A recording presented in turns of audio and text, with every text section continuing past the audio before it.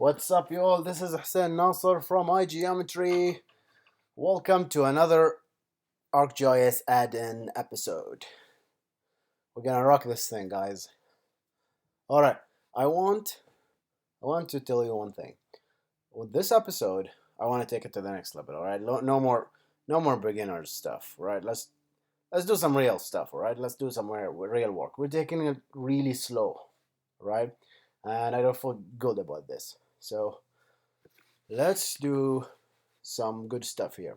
So I have an hour to record because in an hour the Oscar will air. So been waiting for that. So let's do that. Today, first let's see what we have. Okay, guys. So this application that we've been designing, right?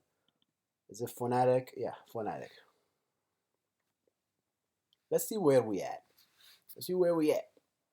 We have towers. So what do we really want to build? Okay. So, and I hope I can manage to build that, or we can manage to build that in the hour that we guys have, all right? All right, I want to do so much stuff with this. All right, so we have a bunch of towers here. Each will have their own range and signal range. So, and obviously they each has its own type, and each type, right, gives you different ranges, right? This has like a 200-meter range, 100-meter range, and so on. I want to create another feature class and create a tool to populate this feature class. And this tool will actually show me the ranges of these stuff. This feature is very important for the next feature that we're gonna add, which is determining if I, for example, have a phone right here, a cell phone or a device, doesn't have to be a cell phone, right? And so I want to ask myself, how does this device determine which tower to connect to, right?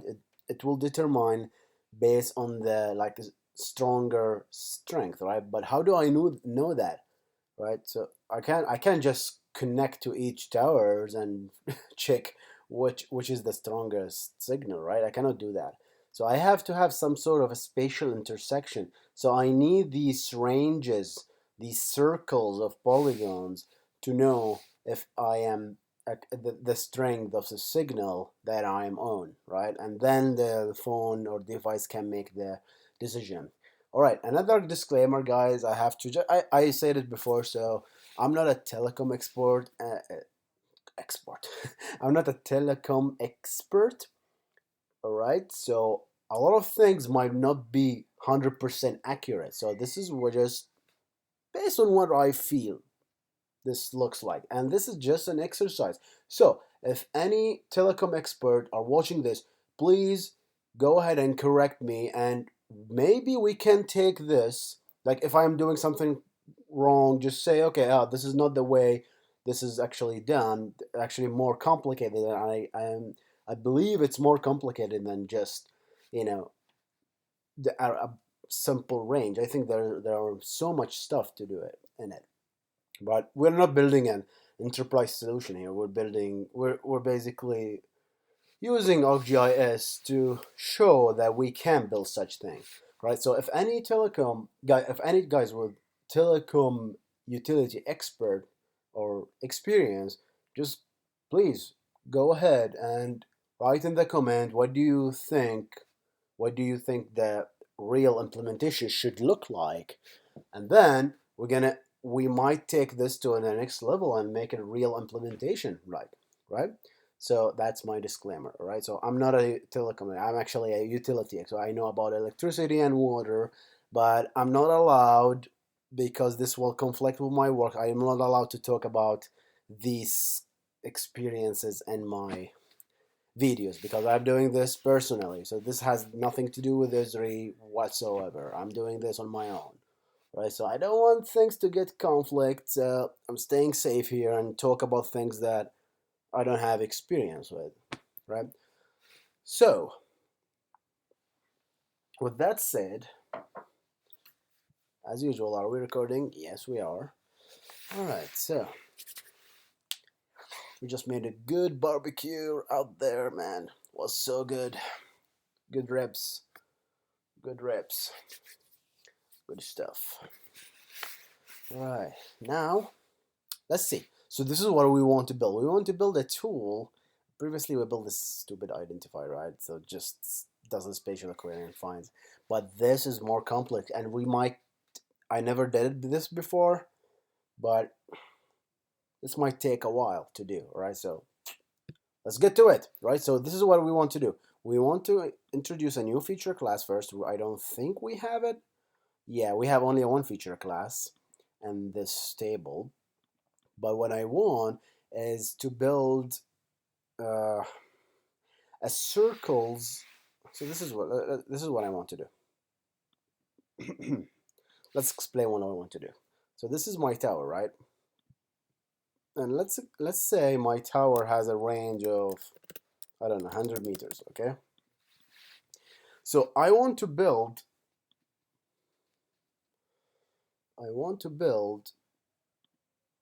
around this tower some sort of signals, right? And the first, some sort of rings. Okay, the first ring, any phone within this ring will get a 4 bar signals actually, right?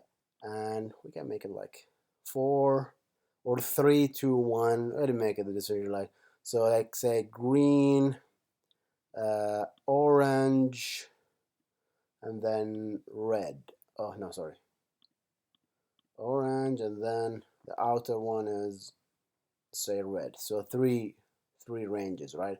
So this is like the best thing. This is 3 bars, this is 2 bars, and this is 1 bar, right? So how do I divide that? Really simple. I just divide this by 100 by 3. So from 0, if you are from a range from 0 to the 100 by 3 is what? Nice. Don't judge me, I'm not good at math, right? 33.3. Oh my god, of course. 99. Alright, guys, I'm sorry. 33 meters. Okay, so the first 33 meters gives you that. The second 33 meters give you that range. The third 33 meters give you that, and so on, right? So I want to build something like that. I want to actually build these rings out of that. But how can we do that? That's so challenging, right? Let's get to it. Right, so let's have a plan first, because I don't have a plan. I didn't make a plan. All right. So what I want is, so this is obviously the first circle. This is actually a complete circle, right? So the first one, how do I fill that? This is the first color. How do I fill? Yeah. So the first circle, or the first inner circle, is completed. All right. So this is easy to do. I can do that.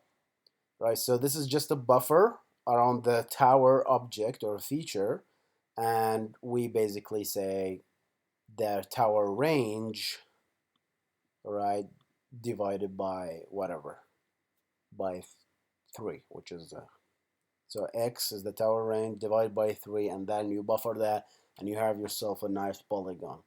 So by the way, this is a polygon, right? So this tower range's feature class will be a polygon. The second one is a bit interesting, because what you want is that you want the second polygon to be, all right, not that. I want the second polygon to be orange. It's hollowed. This has to be, come on, because we did that right. Alright, so let's do with that. Orange. I want that. I want to build that. I hope a lot of you will relate to this problem because you guys would, I guess you might needed to do something like that before. So let's see.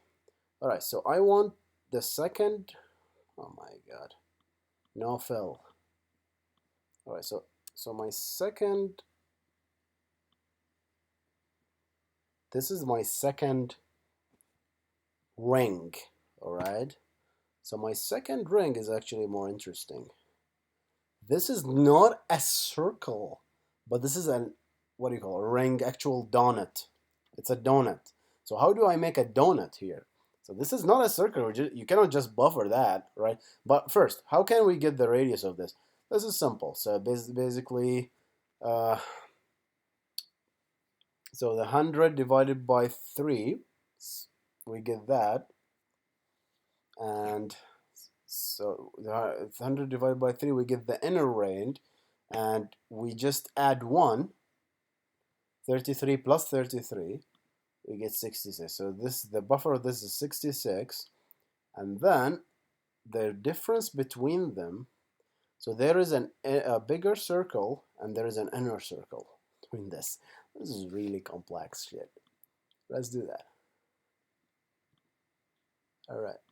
So one inner circle. The outer circle is actually two circles that are intersected together. So the first circle, which is 33 meters, and the outer circle, which is the 66, and then we intersect them together, and we find only the intersection, and that's what we want to create. And the third one is the last one, and obviously, you guys get it, the same idea. All right. Let's see if we can do that. Oh my God, what have I done? So we want to do something like that, right? Let's see. And I want to test on one tower now, right? So I'm probably gonna hard code it too. So just for in case of, just to work with a smaller set of things. And then we're gonna generalize it. Let's open our phonetic code. All right, so I need the feature. So test button. Do I have a test button here? I don't know. Let's add another button then. I'm gonna add. I need this because the one we have is actually a tool, so we need a button. GIS, dead end, components, call it calculate buffers. Calculate buffer, generate tower ranges. All right. So this is a button. Generate tower ranges. Do I have a nice icon here? It's a bit stuck.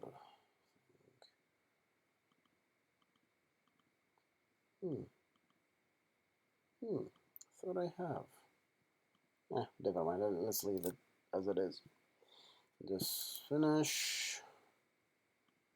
Nice. Build. We have the code ready. Alright.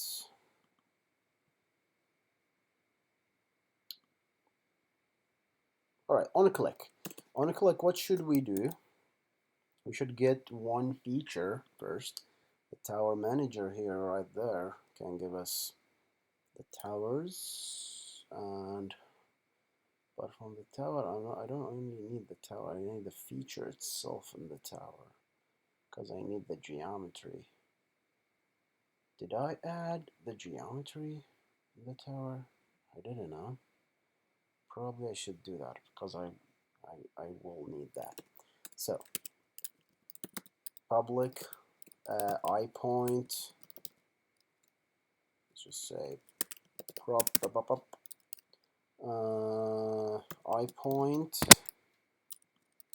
tower location. I can't believe I didn't add tower location. The location of the tower. God damn it. So this you're just using, bring that in. Really? I don't have tower location? That's weird. Mhm. With the introduction of this, now I have an object by reference, and that's going to be challenging. So, all right, hope it will not cause any problems now. All right, so when I get the tower by ID, I'll make sure to get the tower. Nice, that we built that function. Now I want to tower dot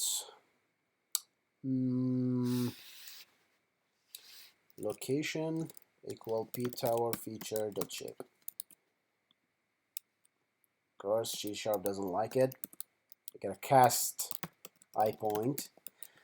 I'm confident about the statement because the geometry of the tower is point, and I know it's a point, so I can do that. But you cannot just do, for example, polyline, right? So this will give you an error, right? All right, beautiful. Build. Nicely done. We have the location. Now what should I do? All right. Now that we have this factory, we can write code much quicker. Let's do that. Let's get to it. Where is my... Okay. All right, so tower manager tm equal new tower manager. What do you need? You need this workspace. Where do I get the workspace from? So let's see some code. How did I write this before? On mouse up, I got this from I got it from the first layer, perhaps, right?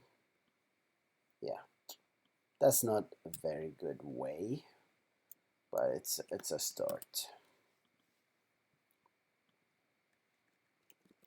All right.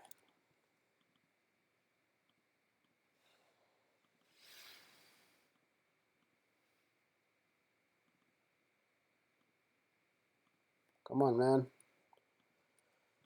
You like it? BDS workspace. He needs a workspace, does he? Alright, so tm.get tower by ID. And I want tower 04. I think it's there, right? So I have the tower here.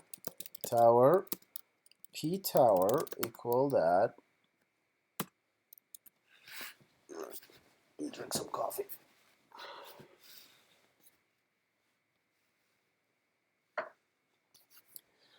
I have the tower location. Let's draw.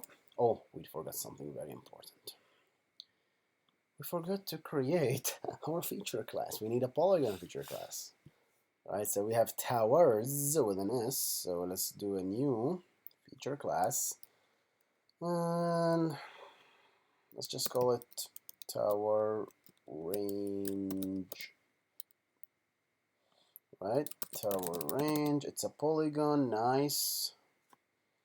I want to import the same reference as we used there. Next. What field we should have here? Obviously, I need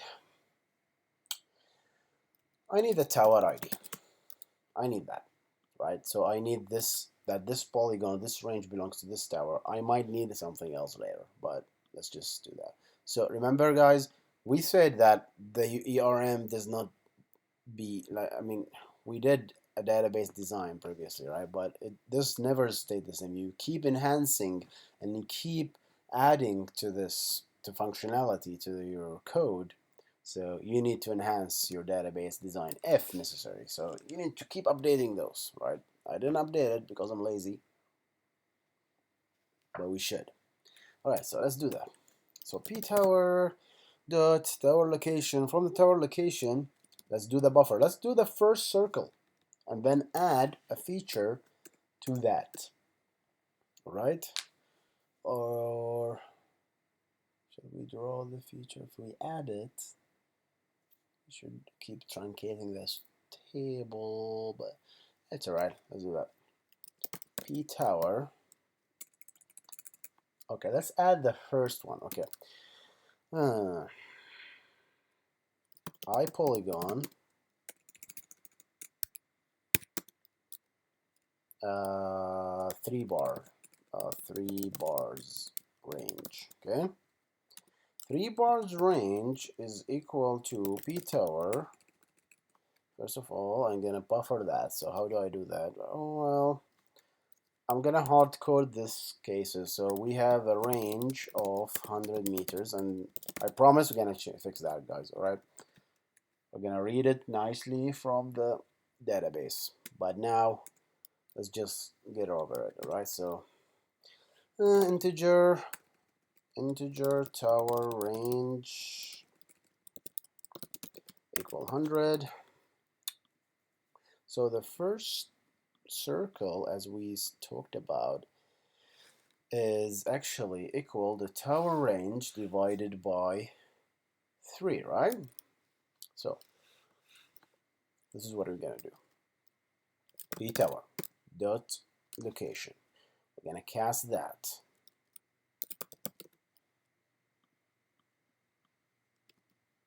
I'm not sure, but I think we can do that. Topological operator. I'm getting better at C#, as you see, right? I can do like all these kind of things. All right, okay. Obviously, I can't. So why, man? Come on!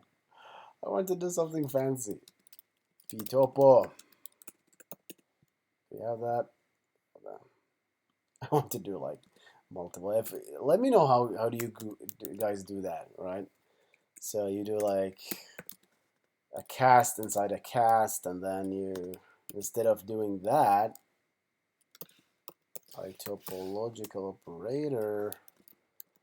Alright, we take the topo and then we buffer that with the tower range over 3. Right? That's the easiest part. What's wrong?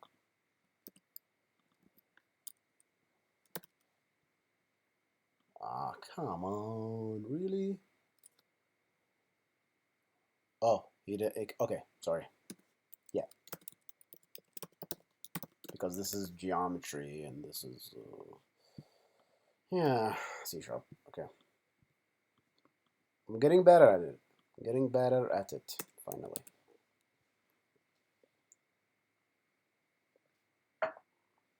All right. 3 bars range. So this is the first circle, right? So 3 bars. Let's call it 3 bars. I'll give it. So let's call it range 3 bars, right? How do I? How about we make sure that this went in first, right? All right. So we need first of all to let's add that to the feature class. Do you guys remember how to do that? iWorkspace edit pworkspace edit is equal pdas workspace, and obviously he doesn't like this, so iWorkspace edit, and then pworkspace to start editing, and then you say true. You want undo redo? Yes, I do. That start edit operation, of course. Let's make this a transaction. The stop edit operation, and then pworks.edit. Let's stop editing, and I'm sure I want to save them edit. So I want to add a feature here. And so how do I create a feature? So there are 2 ways to create a feature. There's the good way, the easy way, and there's the like more difficult way, but it's more efficient. I'm gonna explain both of them, but now I'm gonna do the easy way, which is not efficient. So this is like good if you create like 1 or 2 features, but if you're creating bulk features, you should use the other method, which use buffers instead. All right, so let's get the feature class. How do I get the feature class? All right, so I need iWorkspace edit. I need the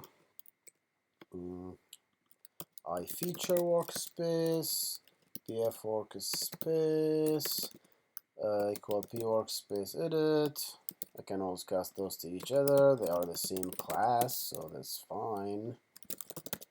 Oh, that's the other way out. So this is taking more than I expected. pf workspace dot open feature class, and my feature class is called the new feature class that we're going to create in tower range. Tower range. And that is iFeature class. So iFeature class p tower range fc, and then you say dot create feature. So see, the other method is create feature buffer. I'm gonna explain maybe in another video just by itself what's the difference between the two. So this is a create feature, and there is I don't know if it doesn't show. Of course, it doesn't show. Yeah, create feature buffer. But there are multiple steps to do that. It's not as straightforward as this. iFeature, p feature, all right, and this is p feature, and then once we have that, we will create a feature, p feature dot fields. We're gonna populate. Do I need to populate? I just need to populate the shape, and the shape is really the nothing but the polygon that we just have. And hopefully we're good here. All right, so we have the feature. Let's leave everything as null. Maybe we can set the, let's set the tower, whatever. So value p feature dot fields dot find field, and that's tower ID is equal to t04, and then obviously you have to store. And once you hit store, that's an SQL update right there. I think you have to do that, right? Forget this. Oh, C# a little different. Okay, that's index, and then you say t04.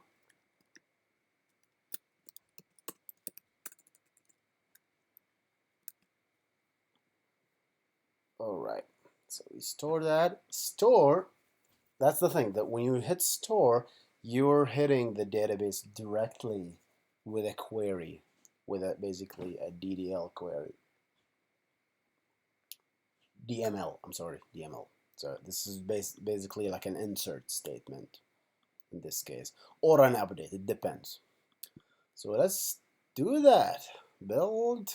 Did we miss anything else? So this is the first feature we should create, and then let's open our phonetic. So this is just the first circle, right? So the second circle is a more interesting one. Let's see if we don't have any problems with that. But first, let's add tower range. A tower range. Oh, I forgot, very important. Very, very important field here. The bars, of course, the signal, guys. That's the most important one. So we can label it like a range, whatever. We can make it like one short range. It's a very important field, and we have. Oh my God, come on! All right, so we need to set that. We need to set that. That's a very important field right there. That's range, and that's an integer. So let's say this is 3 bars right there. 3 bars range, right? So that's the strongest signal right there. Right, so now we build, now we open that, now we have that.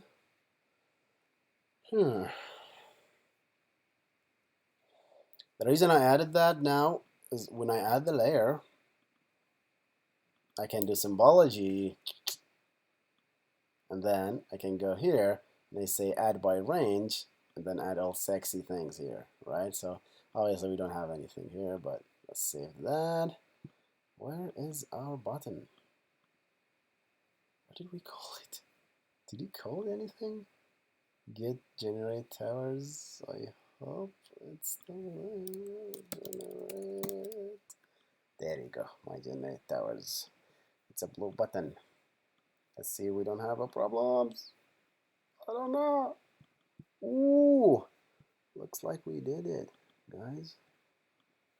It seems to be like a buffer to me.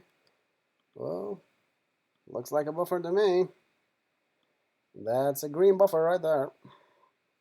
Let's add values, right?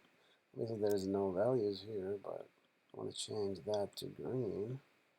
Oh, nice. Nice. So we did the first one. No errors. Woo, let's move on. Let's move on. 30 minutes. All right, so we created feature. We need to delete that, by the way, because we don't want duplicates, do we? We don't. Let's get the second one. So how do we get the second one? So it is. So how do we get the second one? So the second range is nothing but a buffer of the same one, but this tower range. All right. Can I do times 2 maybe?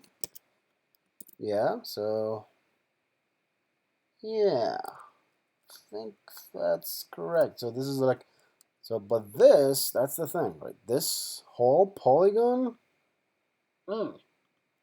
that's the whole, it will give me a whole circle. That will give me the whole thing, including the inside. So I want to intersect and give me only the intersection between the two. How do I do that? You guessed it. Okay, so just whole. All right. Oops. What did I do? Oops. Yeah. And then I need to. This is the donut. I want to make a donut, and this donut is nothing but the intersection between the first circle, the whole circle, and the inner circle, which is, we obviously have to do this in another topological operator. P intersect topo is equal the bigger one, I topological operator. Nicely done, guys, nicely done. Nicely done. Intersect with the small circle inside, which is the green one. And so the biggest circle, intersect with that, will give you a geometry, which is the donut. Will that work? I have no idea. It might work, it might not. So let's see. Oh, it takes one argument. Takes how many arguments does it take? Okay, so what do you need? Here is the geometry dimension. Why this is a dimension? I don't know. Construct the geometry that is a set theoretic intersection input to use different dimension value to generate result of different dimensions. So what happens if I say 0? I honestly don't know. I don't know. I honestly don't know. I have to read about this, guys. So let's see. Such a point or a multi. Oh, ooh. 2.5 dimension. So that's right. Oh, there's a documentary. Right there. So one dimension is a polyline. 2D is a polygon. That's what I want. 2D. Ha ha ha. Now I got it. You get it, guys? So this is, so if you're intersecting points, you use the 0 dimension. If you're intersecting lines, you use 1 dimension, and so on. So obviously, I don't see. No, I see the point. You're right. You need that to identify what are you intersecting, because the result can be lines. If you're intersecting 2 polygons, you can end up with lines, like on the edges. All right, I'm expecting polygons, so I put in polygons. So now I want to create another feature here, and this feature range 2, and the range 2 bar down it, and then this is like toolbar. This is boo, boo, boo, and boo.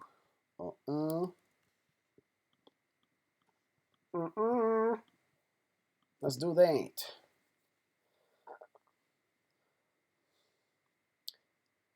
This might not work. If it didn't work, I have to find another way to do it. Right? It will be really embarrassing.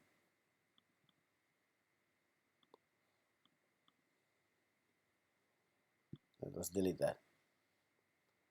Let's delete that feature. How do we delete? Right click delete. And save. And stop. And then click. I don't know what happened. What is that? I don't know. What happened, guys? I don't know what's happening. Where's the orange? Give me orange. Yeah, I don't like it. So there's an orange, but obviously it's not a donut, goddammit. Alright guys, so I took a break from the video and to find out what's the differences between this. So I went to online in the Esri help and says intersection. So operator.intersect. So these are the things. Always good way to find out things if you remember, right? So this is what we were looking for. We were looking for the symmetrical difference. So let's try that. Right, so we tried the intersect, didn't work. I tried the difference offline, didn't work. So I'm trying the symmetrical difference now, right, between the inner one and the bigger one. So let's see if this actually will do the trick. Hopefully this should do the trick. We're recording. Yes, we are. All right, so refresh. Yeah, it worked. It worked. It worked. What? Where are we? Okay. It worked. That's a nice donut. Donut. Donut. All right. Let's do the bigger one.